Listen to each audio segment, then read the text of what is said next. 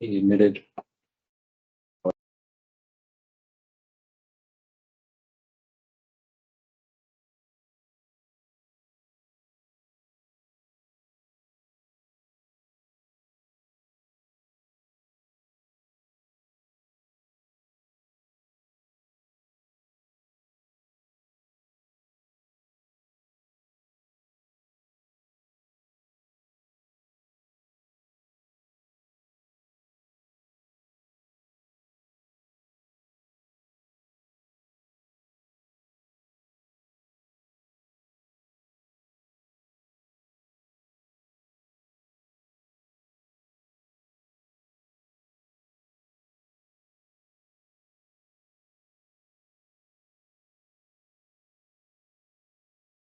Good.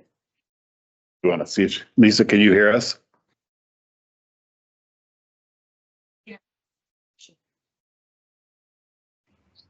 Yep, I can hear you. All right. Wow. Good evening, everybody. This is tonight's committee of the whole meeting for Monday, June 1, 2026. I'd like to call this meeting to order. Roll call, please. Sarah Schubert McCone. Here.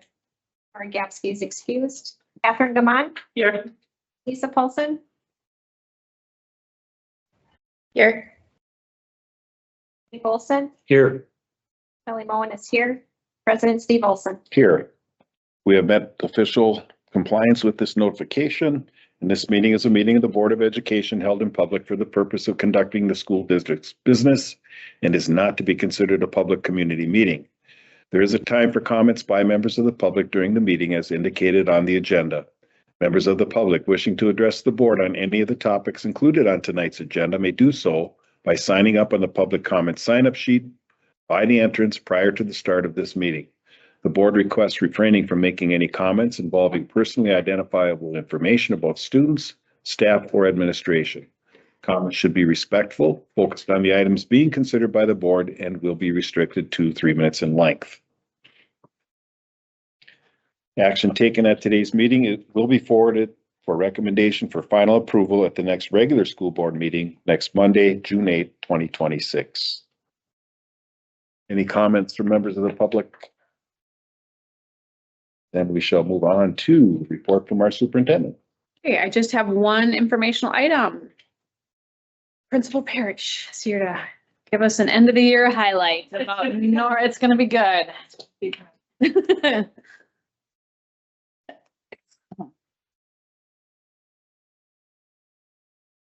We got you. don't need any music.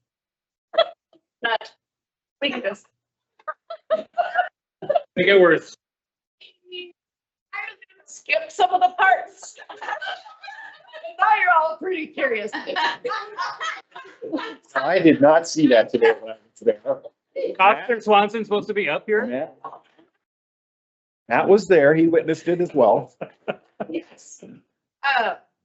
Okay, so I had the teachers put together the celebration slides, excuse me, that we shared at our staff meeting last week. And so I'm really excited to kind of go through and highlight what our teachers wanted to celebrate. Okay, I'm gonna go back. I hope the music doesn't start. Okay, so for kindergarten, don't push play.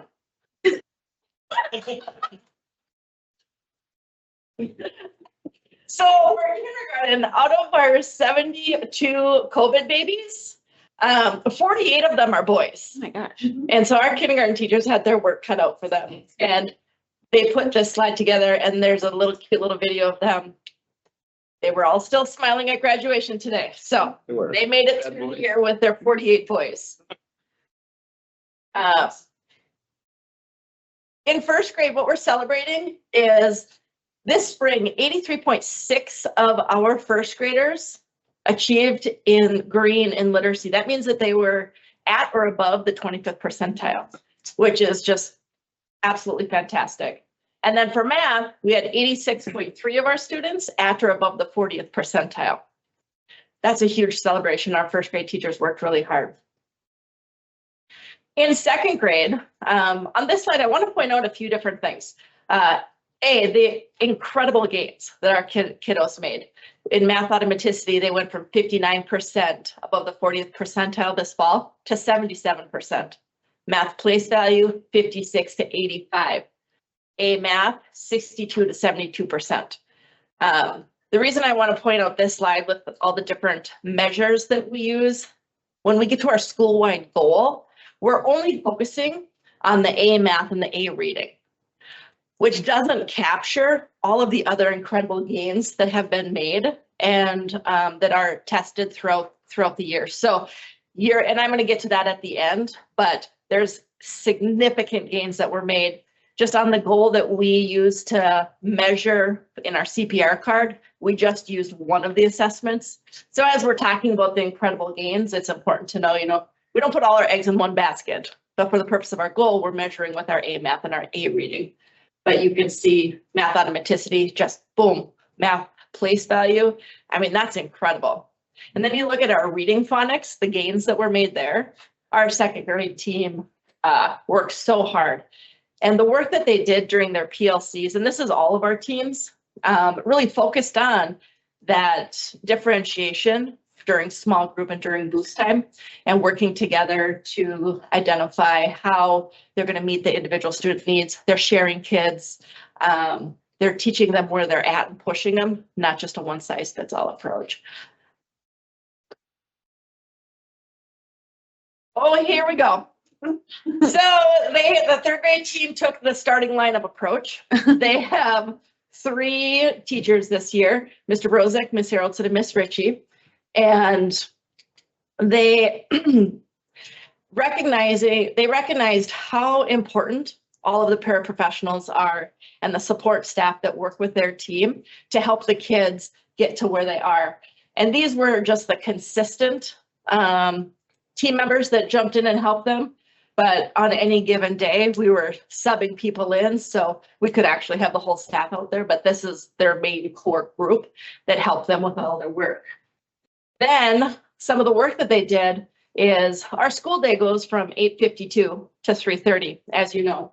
The morning time, the first bell rings at 8:40. The third grade team added an extra dip of academic work during this RTI time from 8:40 to 9 o'clock. So the teachers sat in the commons area. They pulled kids for a second dip of instruction in the areas that the kids were most specifically needing some more support. And what you can see is our paras, they help with progress monitoring, because we got to find out if what we're doing is actually working. And so they're constantly progress monitoring them. You can see in the math automaticity, the scores, and we didn't put student names up here, but student number 1 this fall scored a 5, and in the winter 18, and in the spring made it all the way up to 38. Student 2 didn't even score a point, and then by the end all the way up to 48. So this really is attributed to that extra dip of attention that the teachers were giving the kids in the morning, and they're really proud of that. Then we had to go to the portal because we need more people. We need another teacher for third grade next year. So we went and found the most highly qualified second grade teacher and brought her up to third grade. And so we don't have to go back to that slide yet. No, that's okay. So they're really excited. And Jenny has worked on their team, on the third grade team in the past. Went back down to second grade. Now she's going back up to third grade again. So a lot to celebrate for our third grade team. Our fourth grade team focused on what an incredible number of our students that are closing their learning gap. And in order to close the learning gap, the fourth grade students are expected to make at least 11 points of growth from fall to spring. And that's according to the SumRisk benchmark. And 44% of our kids are closing their learning gap, but 76% of our fourth graders are achieving above the 20th percentile. And they're succeeding with their tier 1 instruction and the targeted interventions and supports. Huge celebration for our 4th grade crew. And in 5th grade, our 5th grade team took the approach of let's highlight specific celebrations, specific kids. And some notable increases. Student number 1, PS, had 51 points that she gained this year. That's incredible.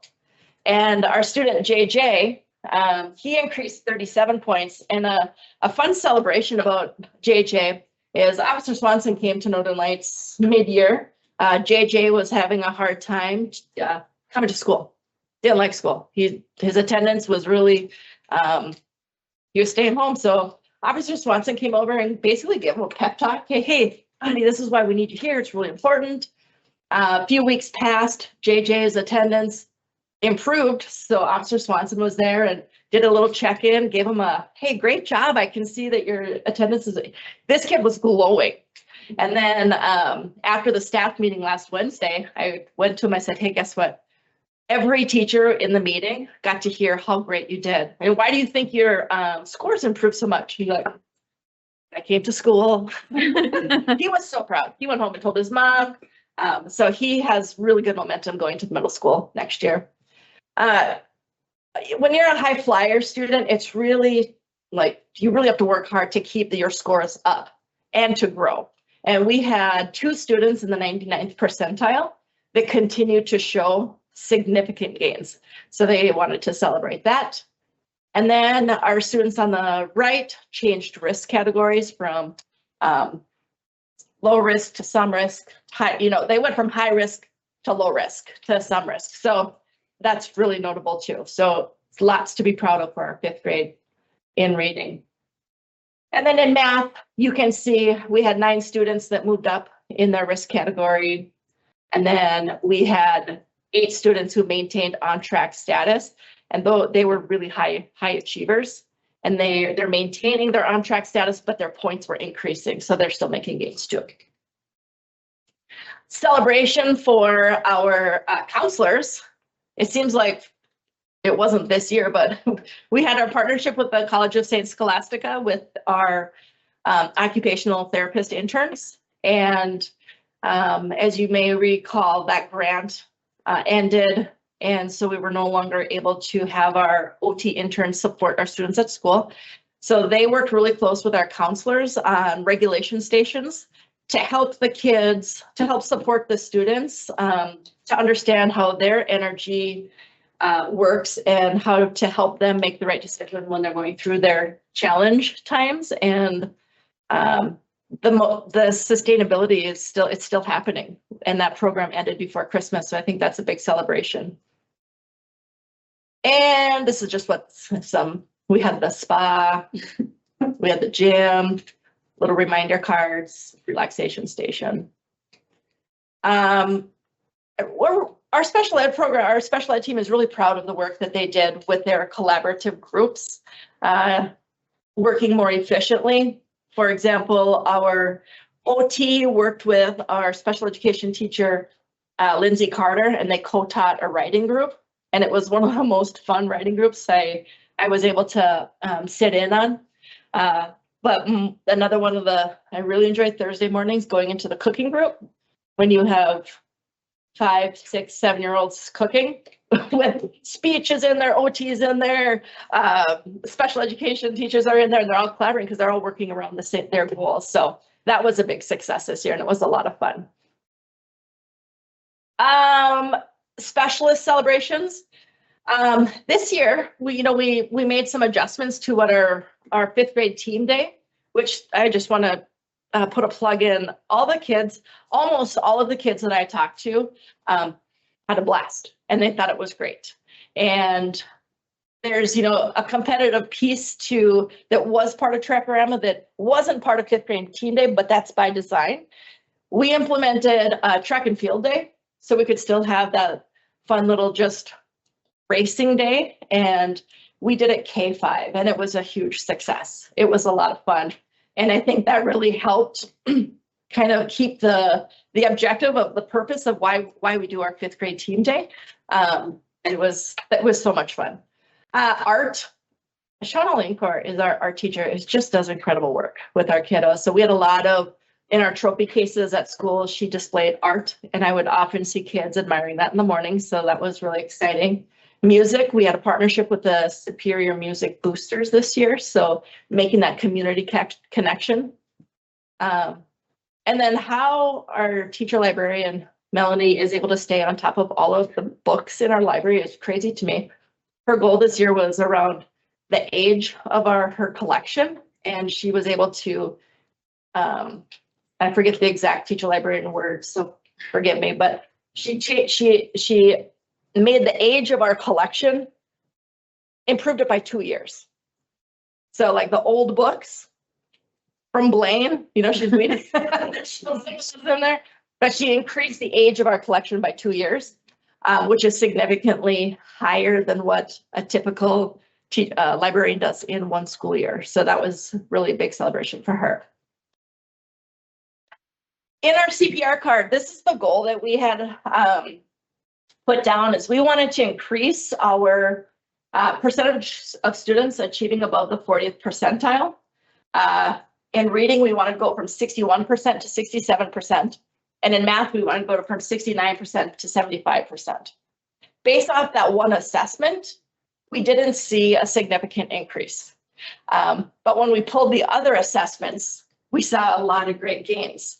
So for the purpose of the goal and the way it's worded here, no, we didn't meet our goal. However, I want to highlight that in our kindergarten through 5th grade math, on average, 81.5% of our students made moderate, typical, or aggressive growth. In grades 2 through 5, for reading, 80.5% of our students made moderate, typical, or aggressive growth. That's a huge celebration. This is impressive here. In our 1st grade reading, in the fall, 14 of our students were at tier 3. In the spring, we dropped down to 10 of our students being in tier 3. In tier 1 in the fall, 48 of our students were in tier 1.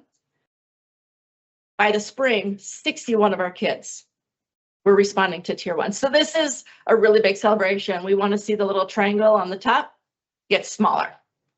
And then when you look at kindergarten, you can see they've just did incredible work throughout the year. So there's a lot to celebrate. Even if it isn't showing in the one report that we centered our goal around, there's a lot of really great work. And you may know this by now. You know, we were recognized as being a high impact school. So that was a huge celebration, and the DPI reached out to us because we are showing significant growth, closing the gap and increasing the likelihood of our students to be career and college ready. That's really kind of what the gist of this award is. So we're really proud of that. And we're working on some signage so we can shout it out to the community as they're passing by our school.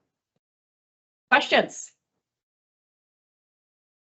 So today, Venom and who are going to protect us? Venom and Iron Man Iron Man. are the next protectors of the city. Our kindergarten graduation, they want identify what they want to be when they grow up. We had a Venom and we had an Iron Man. So I told Officer Swanson, I'm like, you guys are going to be in good hands. It was great. Thanks. Yeah, that was a great celebration today. Thank you. Thank you. That's all my report. That's all you got. I got. Yeah. It was a big one though. Oh, yeah, it was. And you did fine on the time that we discussed earlier today. Move to our board committee reports. First of all, our policies and rules committee. Sarah? Looks like I have a couple informational items. School resource officer program report for the 25-26 school year. Pursuant to policy 8407, Matt Swanson and Amanda Mundell, school resource officers, are going to chat for a little while. Welcome. So the 2 agenda items we have for these informational are connected to policy updates that we give at the end of every school year. So we'll have this one above it too. Thanks, guys. Yes, thank you for having us. Can I get the numbers slide up there? That helps. So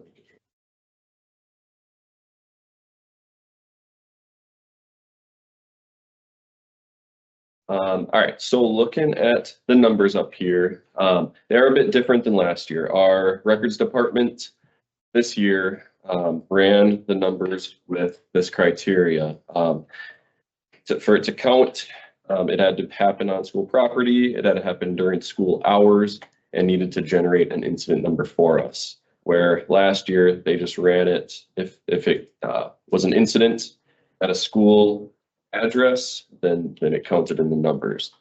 So number of incidents are kind of down from those previous numbers last year. But what we see is that arrest numbers are still very consistent, which makes sense because that's not really changing. But then one thing I want to point out about even the stuff outside of school hours is that me and Amanda, we still assist in a lot of the stuff outside of school hours, which is why I don't really like having it counted this way. And I think we're going to get it back to the previous way next time. But one thing I want to point out is actually just on Friday night, I believe at around 10 p.m. Northern Lights, they had an alarm call. And so patrol officers are on their way and they call me. They say, should anyone be here? I don't know.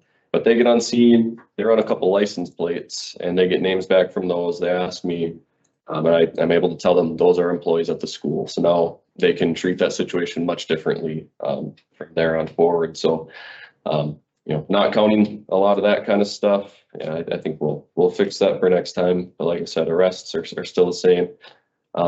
Some, with some of the elementaries, you'll see some still fluctuated quite a bit, but when you really look at it, it's really not that big of a fluctuation, even going from 30 to 7. If you just have one family with a few students who are having truancy issues, that can make a huge swing in incident numbers. I like to send out truancy warnings before we even think about doing tickets or referrals. And so everything like that is an incident number. Even for multiple kids, it could be multiple incident numbers then. So yeah, we're really right, kind of where I think we should be. I guess consistency is a better way to put that. There we go. Okay. And then to the middle school. So yeah, you'll see, we almost had half as many incidents at the middle school as last year. But our arrests are extremely close. And for it to count as an arrest, at least for an adult, that would be a city ordinance citation or an actual misdemeanor or felony arrest. And then same for juveniles. It can be every truancy citation counts as an arrest, as well as things that are more serious. And so, yeah, almost probably more than 90% of that is just truancies. I'll let you speak on high school. The high school number is about the same as the middle school. We're down about half, and that's just because of the way our records department is working our numbers now. There are a lot of calls that I get at the high school level with students who come to me with problems they're having out in our community. So the addresses, as we do at the law enforcement, how we do our reports is we use the address where the incident occurred. So if I have a student come to me saying something happened outside in the community, I have to use the address at which that incident happened. So we are busy with our students, especially at the high school level, when they come and talk to me about incidents that are happening. I do have a lot of open cases and things that are happening in our community with our students, and they have built those relationships with me where they can come and talk to me about those. The arrests for the adults and the juveniles, again, same as what Swanson was talking about. Our numbers are down, and that's just because I did start doing what Swanson does at the middle school and elementary school level. And with the help of Mr. Haroldson with our truancy stuff, I send out warnings before they start to get citations. And that's just because Mr. Haroldson and I have talked about how we're going to redo our truancy policy when it comes to the high school, because it was a significant issue that we were having. Yeah, I can butt in. Yeah. That's not you being lazy. That's you guys doing really good work. It is a lot when it comes to truancy. I am sending out a significant amount of warnings. And that's just because that's what Mr. Haroldson wanted. He wanted to start to show the warnings before we start issuing citations. I do know that a lot of our families are struggling financially, and that is a big financial hardship when it comes to our families. So giving out that warning, telling them by statute, your student needs to be at school. And unfortunately, if they're not at school, we could get you a citation. And it is a significant amount of money and you have to go to court. I mandate that the students go to court for it so they can tell the commissioner why they're not showing up to school. It shows accountability too as well for our students. Can I clarify one thing? So there was new legislation passed last year that schools need to report incidents to the Department of Education. Kate, one of the things we talked about, do you recall what the criteria is for the reporting that we do at the state level? Is it consistent with, I can't remember if it's consistent with Matt said. Okay. This, and the reporting that I'll bring to you in July is a report around, violent crime at the high school only with high school students during the school day. So it's it's an and, so it's last year we had 0 incidents that met the criteria. Our school year's not over yet, so I'll bring that to you in July, but we anticipate. Yeah, so the report that we're sharing tonight is because we have a policy that asks for an annual update from you guys just on this data. And then you guys will get another report that's obligated then through state statute that Kate will bring next. So I just want you to know why we're bringing those to you back to back like that. When you say significant amount of letters go out, how many is that? Not like exact, but a rough idea, because significant to me is different than you. Yeah. I probably on average a week have 10 students that I am sending out warning. And not only do I send them to the students, they also go to the parents because they are juveniles. So if I am going to tell a juvenile they are going to get a citation in the future, I have to tell the parent as well. And a lot of the times the parents like getting those warnings because then they're in the know of what their student is doing. Because a lot of our parents don't have those alerts through Power School. So when they get that letter, and I send it directly from the police department as to Officer Swanson, because they get an official letter that says Superior Police Department. So now they're like, oh my gosh, what did my child do? They open it and they're like, oh, you're truant. So then that gives the parents an opportunity as well to talk to their student. Hey, you are being truant. You need to get back to school. So I send out at least probably 10 a week now. That number has gone down as the school year has dwindled away, but next year, Mr. Harrelson really wants to go strong with that one. He hit the ground running. Weird. I know, he hit the ground running very quickly, but it has shown our truancy numbers are down. So I think the warnings are helping tremendously. Are we still sending our letters then? Yeah, we have to. With the Policy required. X amount of days and. And that one is a little different, how Right. that truancy policy works with Yep. the one that the school has. Well, we send ours out after all of those ones. So we're at the point where we could already cite them. And then we send ours just as kind of a last effort. And I find that I end up having the cites, it's less than half, where I could have cited them already. If any of you would like to see that warning, I can certainly email it to you. If you want to email me and ask for that, I'd love to show it to you. It really just kind of lays out the consequences. It says we're truant. This is what's going to happen. Please don't make us do it. And we have really good success with that. The other piece is last year we put together a district attendance committee that helped to put some proactive measures in place. So it didn't even get to your plate, and your table. And so we'll revisit that again with our district procedures and as we go into next year too. But that was well received by principals, secretaries, teachers. So.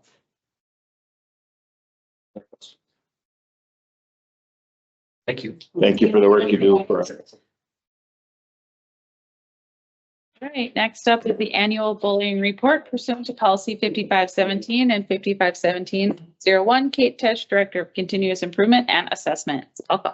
Everybody, I'm here with your annual bullying and harassment report. The school year is not over yet, so all of this data is current as of this afternoon. We can hope that it doesn't increase in the next 4 days. That will be our hope. I like to include the policy language and then or links to our policies, and then also just a little bit of background in terms of our stance on bullying and harassment. I think each year this takes on a little bit different focus, importance, we're trying to continuously make sure that we're supporting students in teaching. Obviously, a lot of this work is around teaching skills, teaching kids all of the work that we do at the elementary, laying the foundation of our social emotional learning curriculum and working through problem solving strategies, because that's really the foundation. And then I think often when things as kids age, it becomes more and more significant, similar to our SROs and what they just shared. The older we get, the more serious some of the instances become. So in this link, and I think Anne, that I have up here, just a brief slideshow, I did put in basically our definitions from our code of conduct, because I do think often this is an area, as a former principal, that these two words can be used out of context sometimes. And so a lot of the work around bullying and harassment focuses on what it is and what it isn't.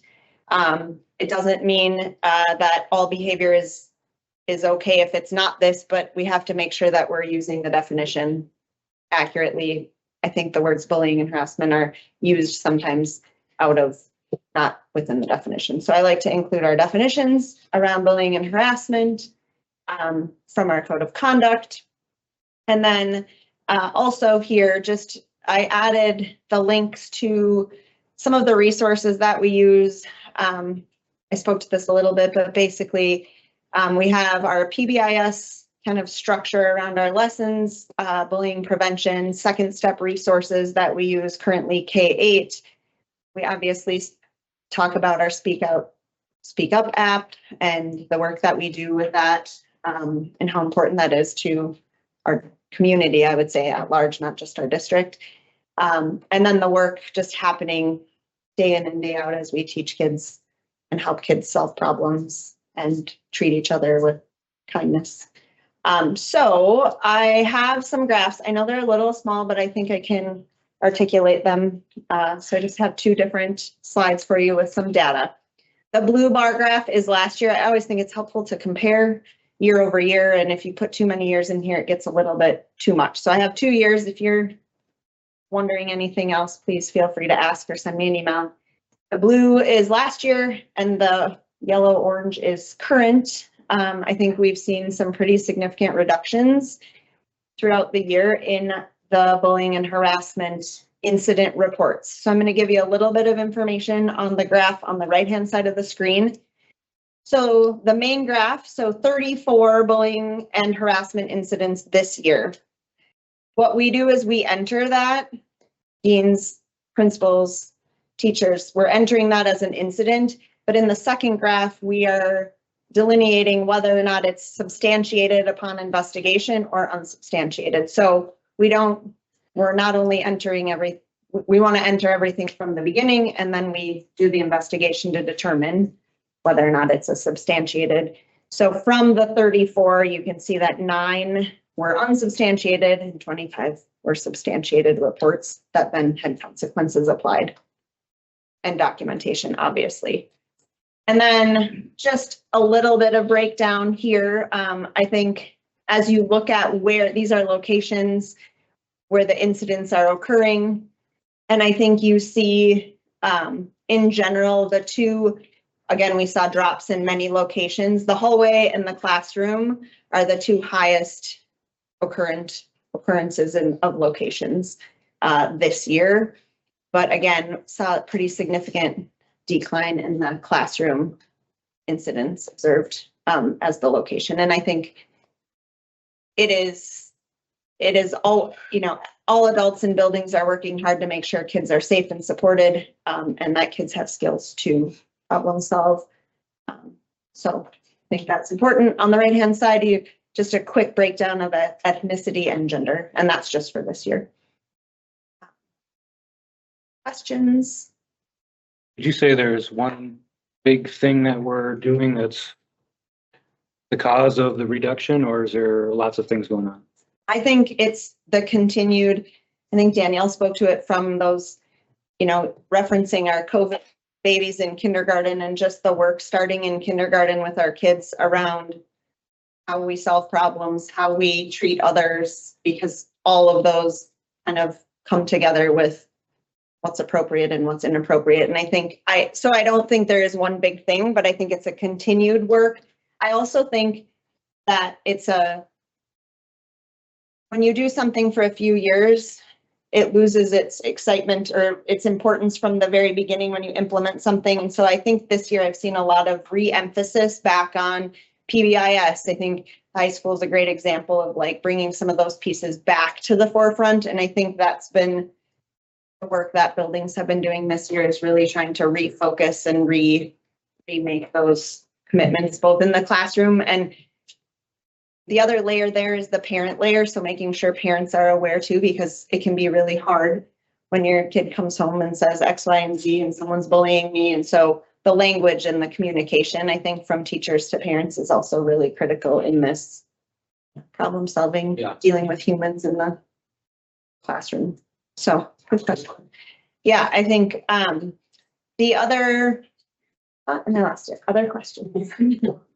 I would just say that the self-regulation stuff that Aaron's doing at the middle school too, like having a room dedicated to Yep. resetting, Yep. teaching those skills.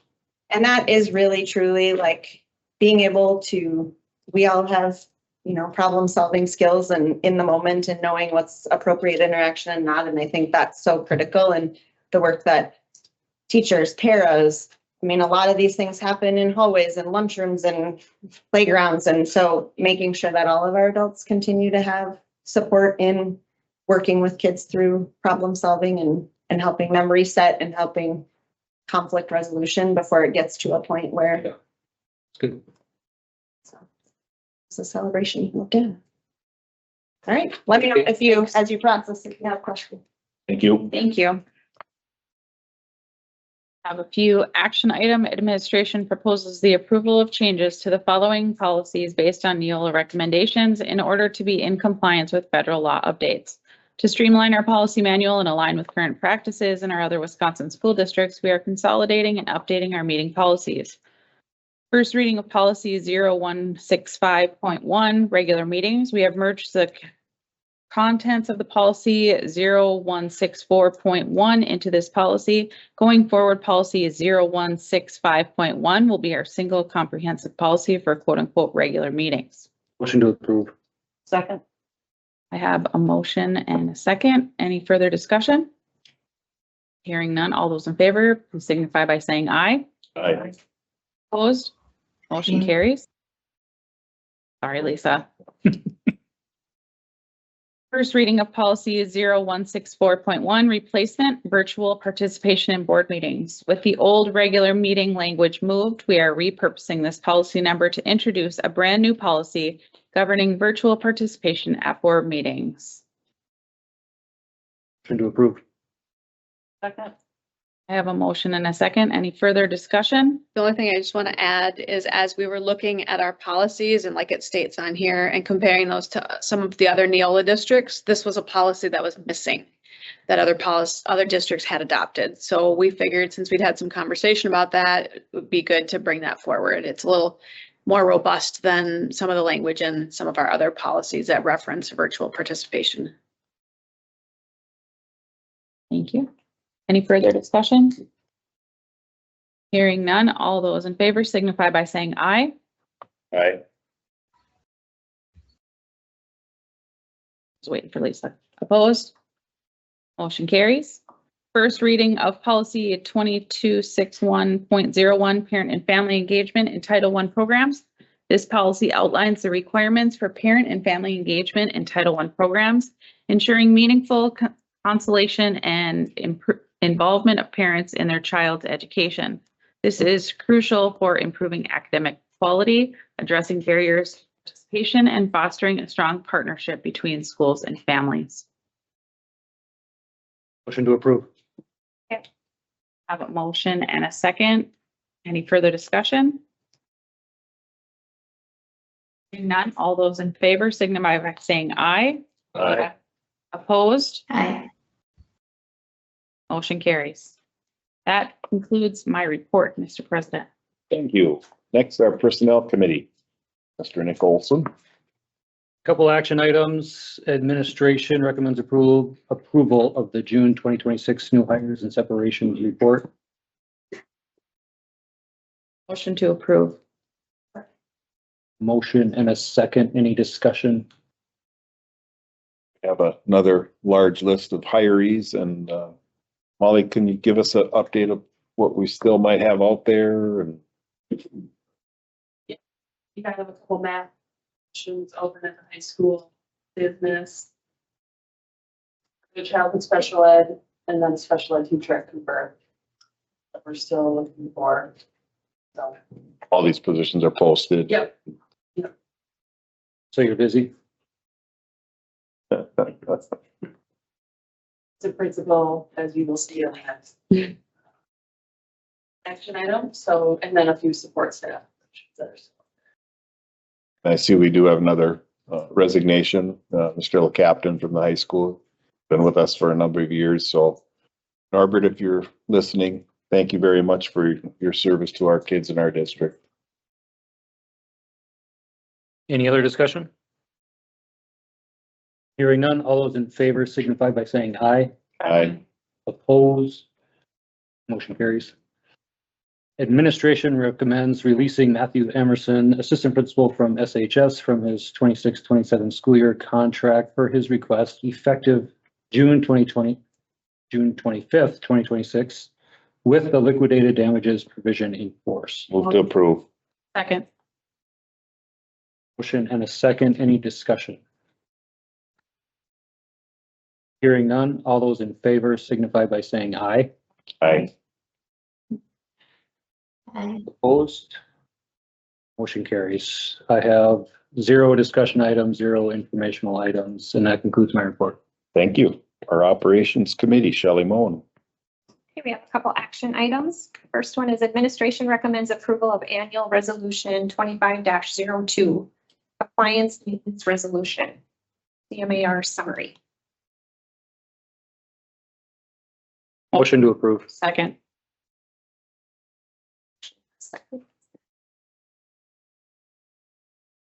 This is an annual report.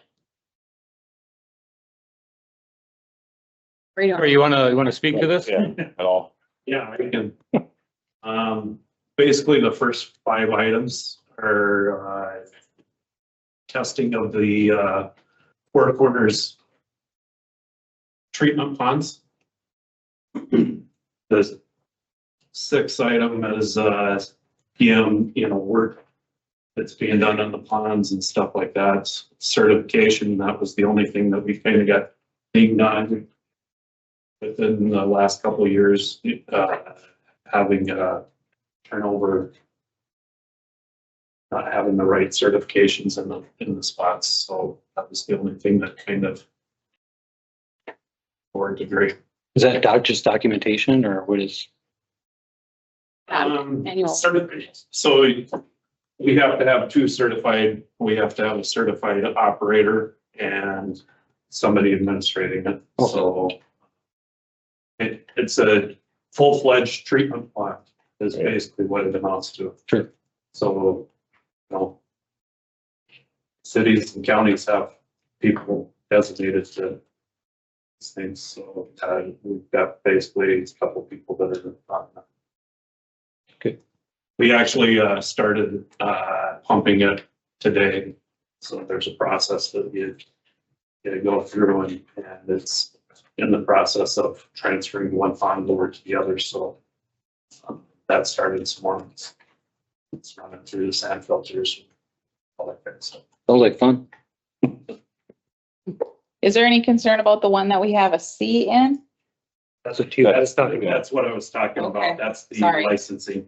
So This is like that's French. taken as next I license. don't know. Yep, that was the only thing that. Okay. that being done. Got it. Thank you. Sorry.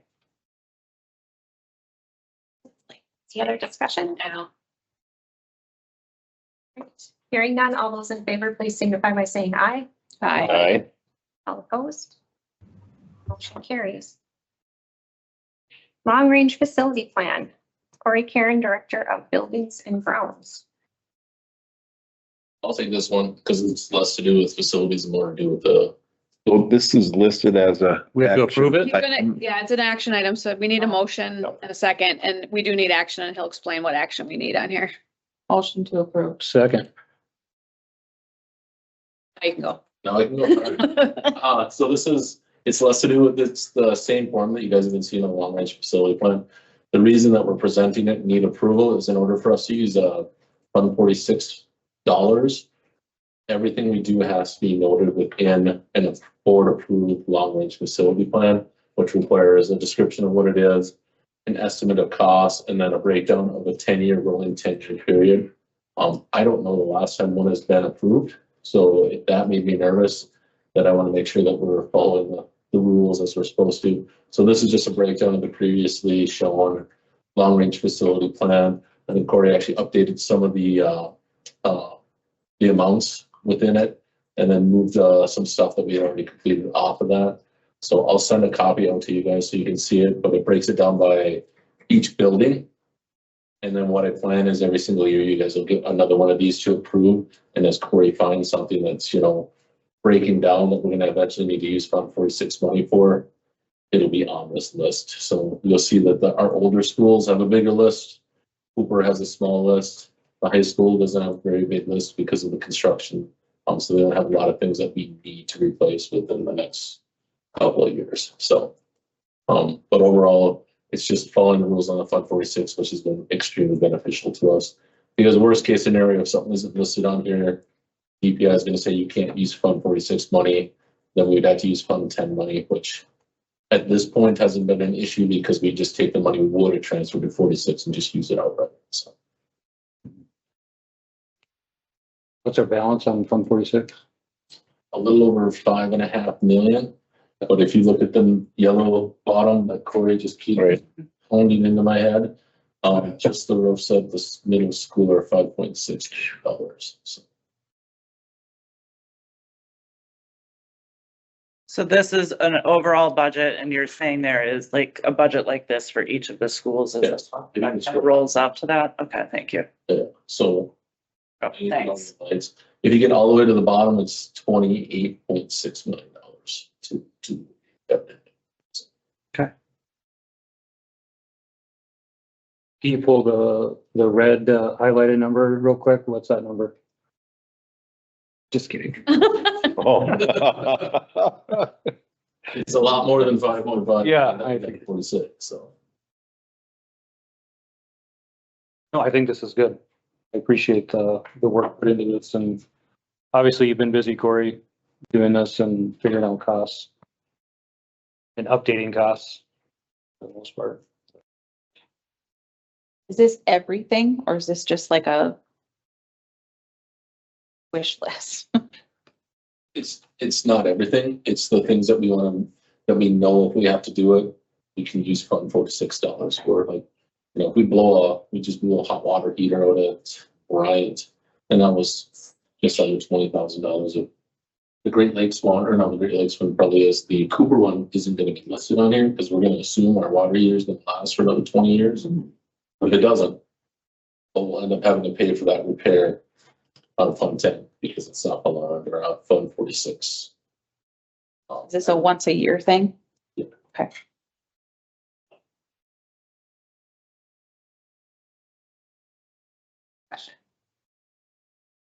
You always have good news, David. I do. Great. Hearing none, all those in favor, please signify by saying aye. Aye. Opposed? Aye. Motion carries. Last action item, administration recommends an increased cost for all student and staff lunches effective July 1, 2026. Motion to approve. Second. Jamie, do you have any information for us? Just that increased costs are killing our departments. 20-cent increase for families seems like a lot. We can take that much. It's about $4 a day per, or $4 a month per student. Our budget is about $1.1 million in food costs this year. Last year, we spent a little under that. We'll spend more than that, and with enrolling down, we are serving less kids, but our costs are continuing. I feel like this is something that's hard to do, but we have to. I do appreciate though the focus on the free lunch paying down those. Well, and that's something we advocate for beyond, in our organizations, like, for instance, kids get free breakfast and free after school meals here. And we'll keep that going.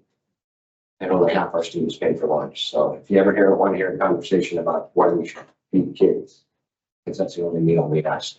I want to know what income the family has before we feed.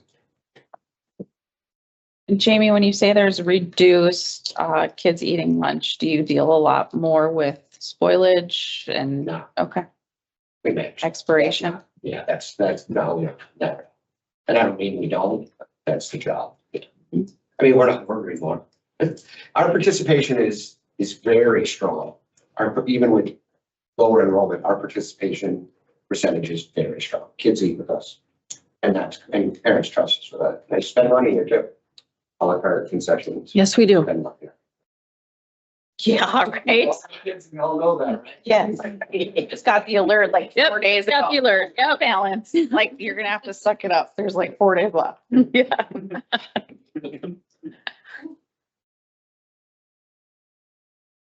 Other discussion? All those in favor, please signify by saying aye. Aye. All opposed? Aye. Motion carries. I have no discussion items, but I do have one informational item tonight. Food service updates from the Director of Food Services, Jane Wilson. That's me also. Just want to tell you about our free summer meals program. Last day of school is Friday. We will be out in the community on Monday. This is probably our department's busiest time of year, closing down school year. And I had a conversation with my team. We're not always done on Friday, and then summer school starts on Mondays. If you want to start on Monday, do we have it all together? And everyone said, yes, we will be ready to go on Monday. So we'll be out in our van in the community on Monday. Park and Rec site start shortly after that, the week after that. YMCA programs that we serve at also start on Monday, as well as the high school starts on Monday. And we will support summer school and all of those programs all through the middle of August. And our van serves the community until, like, again, the last possible day that we can be out there without, starting the school year. And then in August, we start a pretty robust program chasing kids in athletics and other programs, just trying to feed kids who are on property at that high school, which keeps our staff busy and it's something we're able to do also. And this is free to all students. Like I said, we're out in 13 or 11 different locations in the community, just trying to reach as many kids as we can. How many staff do you have working in the summer? It's really kind of nice. I have as many staff as I need to work. I ask every year who wants to work, and it always just works out. We probably have 12 or 13 working out of 35 to 40 staff, the ones who don't want to work. I didn't feel like with only 2 school sites when I needed to beg or talk real nice to people to get them to work, but yeah, we don't have a problem staffing it. You'll be there, see down at Wade Bowl now with the. Wade Bowl is going to be Water fun. park. Hopefully the skate park's going to be fun. Mhm. And It's it's there. like Hammond Park skating. I mean, Yes. yeah. It's money, and I'm really hoping that'll help our program. Agreed. Any other questions? Thank you. Thank you, Jamie. Thank you. Thank you. Thank you. We'll move to teaching and learning. Catherine. All right, I'm not, stare at me. There's no action items, no discussion items, but we have 2 informational items. Crystal Hinsman, Director of Curriculum and Instruction, to talk about summer professional development. Hi, everybody. I thought I'd just share a little bit, maybe, especially for our newer board members, about what happens in the summertime with professional development. Summertime for me personally, and many of the things that I help support our teachers with, is a very busy time. So the first thing that I'll share with you is that, as you likely know, teachers don't have a lot of extended periods of time to work together as teams during the school year on longer curriculum projects and redesigning assessments and redesigning units. Those things take more than just 45-minute PLC work or, a couple of staff development days throughout the year. So each spring I send out a Google form to our middle school and high school teachers, and they can make a request for summer work. There are things that there are those larger projects they want to work on. Oftentimes this comes up, especially if a team is getting a new teacher or a PLC is changing.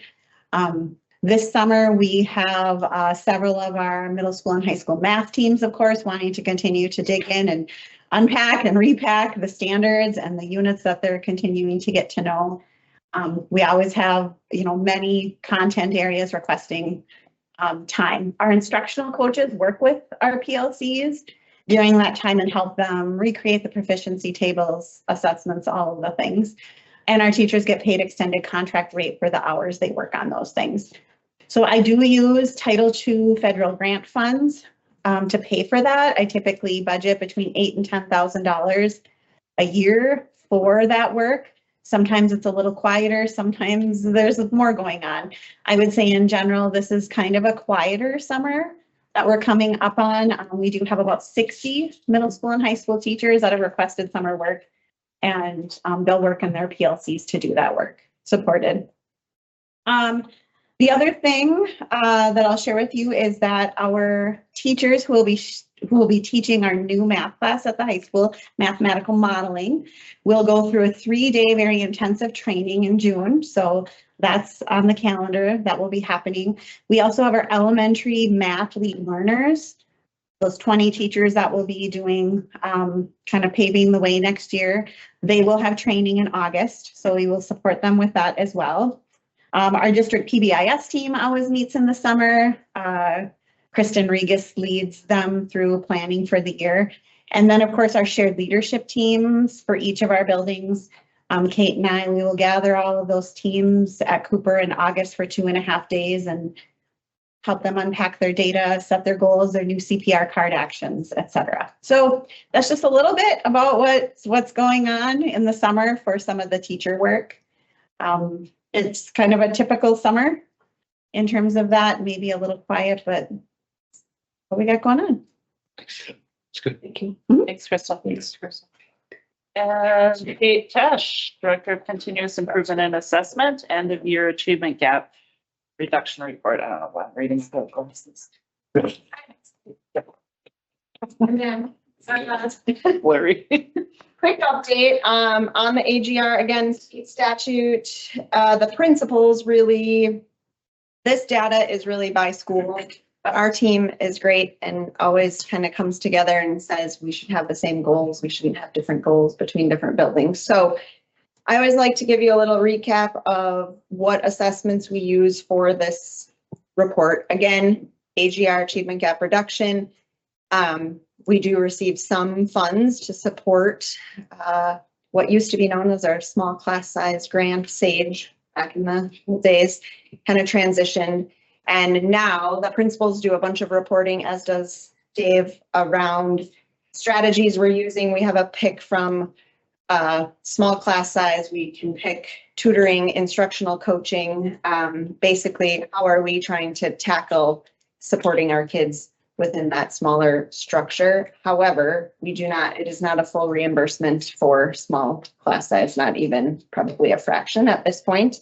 So between the principals and Dave, they do some reporting to the DPI, and each of them, I help them with this lovely template that the DPI gives us around grade level reporting for grades kindergarten, first, second, and third in reading and math. We obviously analyze a lot of data in our own right. So we try to kind of look at pieces of data that go between fall, winter, and spring so we can track that, and it's useful for us in other ways as well. So in kindergarten, we're looking at letter sounds, letter identification, number sequencing, and number identification.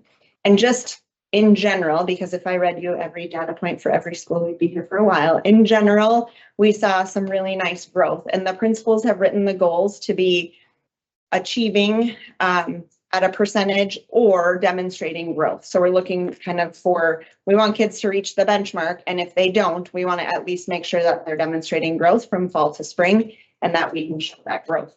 So in district-wide, and this does only apply to our 4 elementary schools, not Four Corners. So our Four Corners is excluded based on the Title I. This is a piece of our Title I requirements. So looking at those 4 schools, not 4 corners, in letter sounds, our spring proficiency ranges from 85 to 98% of our kids. Our letter identification ranges from 76 to 92%. Number sequencing, 87 to 92%, and number identification, 83 to 91% across those buildings, with between 99 and 100% of our kids demonstrating growth. So I think we see some really nice growth. Obviously, this is one measure. In first grade, we're looking at word reading fluency, oral reading fluency, and then early math composite. So it's a combination of math assessments. And those actually are very close ranges. All 3 of those assessments range between 82 and 98% of students reaching those benchmarks, with 100% of our first graders demonstrating growth across all 4 buildings.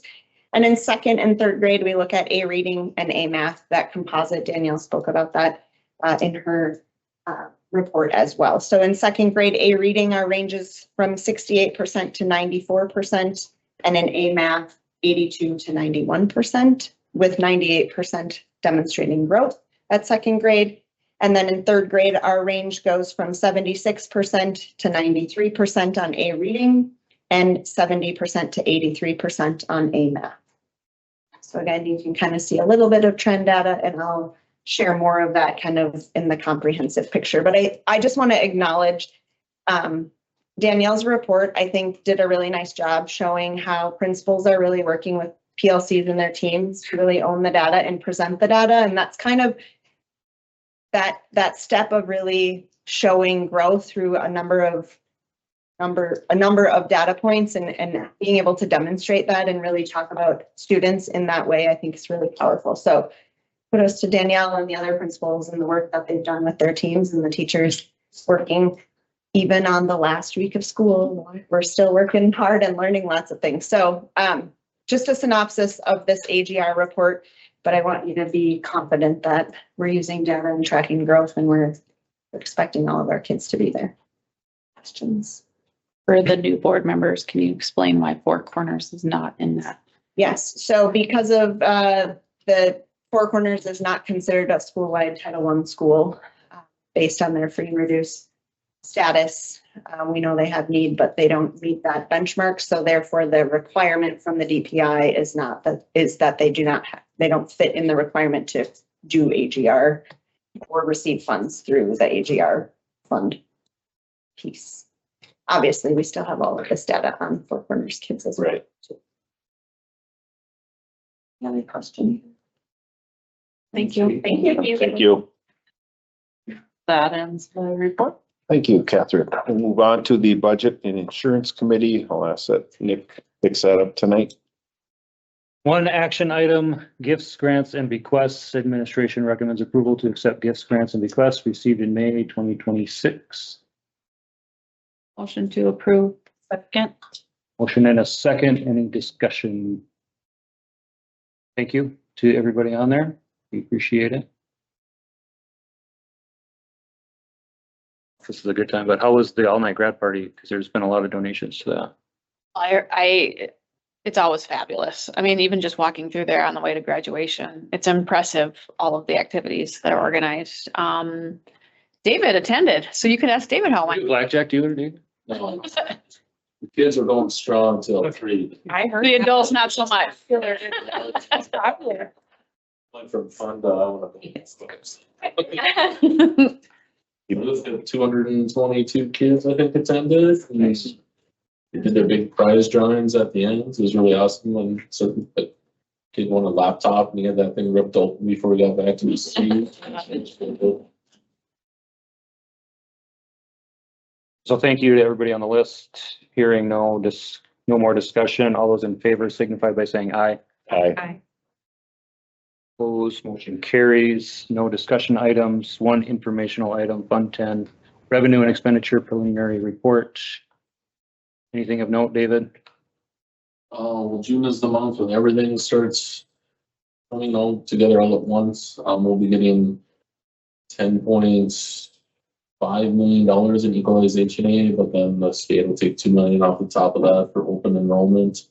We'll put in our payable or receivables for the $10 million in property tax. That doesn't come till August, but we recognize it this year, this fiscal.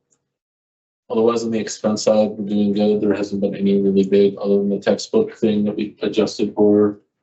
Nothing really big, and I'm hoping we can pull a surplus for this year. Numbers are still up in the air, but even if we don't, it's gonna be minimal, and it'll probably be, if we don't run a surplus, it'll probably be because I wanted to move money around to try and maximize that aid for the upcoming years.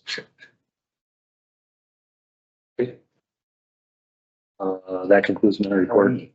Thank you. The last one is the legislative committee. We won't ask Lisa to present from China, but I'll take that. There are no action items, no discussion items, informational items. As you are all aware, the Wisconsin Association of School Boards and this school district alone, very deeply disappointed in the Senate vote on May 13th to defeat the 2026 May Special Session Assembly Bill 1, a bipartisan agreement that would have directed state surplus funds toward our public schools and delivered property tax relief to Wisconsin families. There's a full article from the WASB legislative update, and that is attached for those that would like to click on that link and read that. And that is all the information I have this evening. At this time, I would accept a motion to adjourn. Motion to adjourn. Second.